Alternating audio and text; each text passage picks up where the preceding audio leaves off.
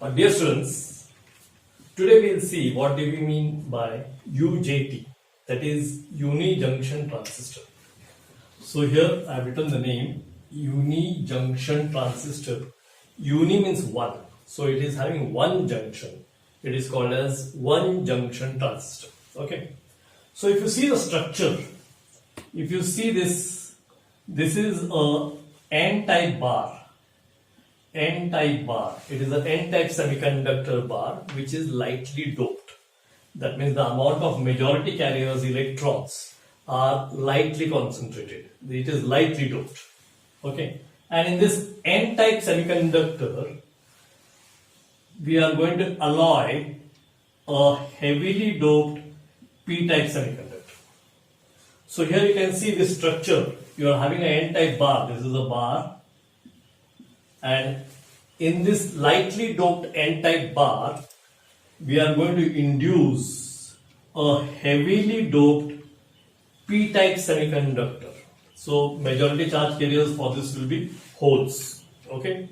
So in lightly doped N-type bar, you are inducing a heavily doped P-type semiconductor. And that P-type semiconductor is doped on the upper side. And the terminal which you connect to this P-type semiconductor with a metal contact will be called as emitter. This will be emitter. And the terminal which you are going to connect nearer to the P-type is called as base 2. And the terminal which you are going to have away from the P-type is called as base 1. So these are base 1, base 2 are the two terminals of the N-type semiconductor. And in that you are inducing a heavily doped P-type semiconductor, and that terminal you are going to call it as emitter. Now base 2 and base 1 will have its own resistance. There will be a resistance over here, base 2 and base 1, and this will be a PN junction. So here you are having N-type semiconductor, here you are having P-type semiconductor. This is acting as a junction. This will be your depletion layer. Okay. Now whenever you give a voltage at the emitter, okay, the diode over here, whatever is formed, that will conduct only when that emitter voltage reaches certain specific voltage called as peak voltage, and then you can say the UJT is turned on. Okay, that is what we will see in the working of UJT. But this will be the structure of UJT, and resembling this structure, this will be the symbol. So here this terminal showing an arrow inside will be called as emitter. This will be base 2 and this will be base 1. So basically UJT is a 3-terminal device. It is unijunction. It has one PN junction. That is what is shown here. So it is a 3-terminal device, and the 3 terminals are emitter, base 2 and base 1. And whenever this P-type semiconductor is induced, that P-type semiconductor will be near to the base 2 and little away from the base 1. This is how the structure of UJT looks like. The N-type bar will be lightly doped and the P-type semiconductor will be heavily doped. Okay, so this is the structure.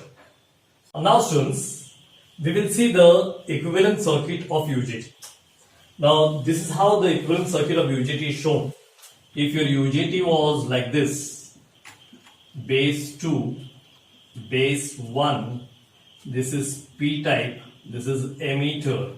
So here you are having a PN junction. This is N-type bar, this is a PN junction, and this PN junction can be shown as a diode. PN junction can be shown as a diode. And now the base 1 and base 2, whatever bar you are having, N-type bar, it will have its own resistance. So this is a complete resistance, whatever is between base 1 and base 2. And that resistance is divided into 2. This is RB1, a resistance of the base 1, and this is RB2, resistance of the base 2. And both together can be called as inter-base resistance. So inter-base resistance will be RBB, which will be equal to RB1 plus RB2. Okay. So this resistance plus this resistance is the inter-base resistance of the UJT. Okay. Now here whatever voltage you are applying is called as emitter voltage VE, and here whatever voltage you are applying between the two bases is called as base to base voltage VBB. Okay. And here we have shown RB1 as variable because as the emitter voltage increases and emitter current starts flowing, the resistance between the point P and the base 1 will go on varying. So this is shown variable. Okay. Now if you want to find the voltage across RB1, that is VB1. Okay. If you see this voltage, then VB1 can be given as okay, voltage VBB, this complete voltage upon RB1 plus RB2 multiplied by RB1. That means this is going to give the current which is flowing and this is resistance. So I into R will be voltage and that voltage will be VB1. Now here if you rearrange this equation, VB1 will be equal to RB1 upon RB1 plus RB2 multiplied by VBB. So this is a ratio what you are seeing over here. Resistance of base 1 upon resistance of base 1 plus resistance of base 2, that is interbase resistance. So this also you can write it as VB1 is equal to RB1 upon RBB interbase resistance multiplied by VBB. Now this factor RB1 upon RB1 plus RB2, RB1 upon RBB is called as intrinsic standoff ratio. Is called as intrinsic standoff ratio and it is denoted as eta, intrinsic standoff ratio RB1 upon RBB. Okay, and its value will be always less than 1. It will be between 0.5 and 0.85. This is an important factor of UJT, and that if you multiply it by the base to base voltage, you will get the voltage across the resistance RB1. Okay. Now this is the ratio which is called as intrinsic standoff ratio. Okay. Now after knowing this, we can go to see the operation of UJT. Now students, we will see the operation of UJT. Now here if you see, this is the UJT symbol and the emitter is connected. Emitter was P-type semiconductor, is connected to positive of a terminal of a battery. And this is your voltage VE, and this is your base 2 and base 1. Base 2 is connected to positive terminal and base 1 is connected to negative terminal of this voltage, which is called as VBB. Okay. Now if you see the equivalent circuit of this UJT can be converted into a diode, resistance RB2, resistance RB1.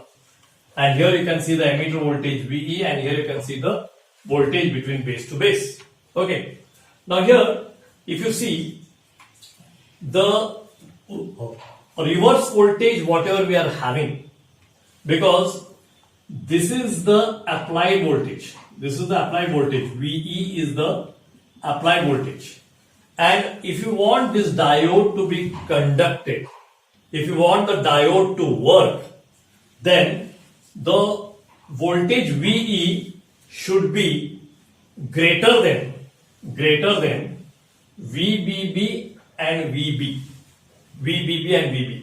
Say it should be greater than, okay, NVBB plus VB.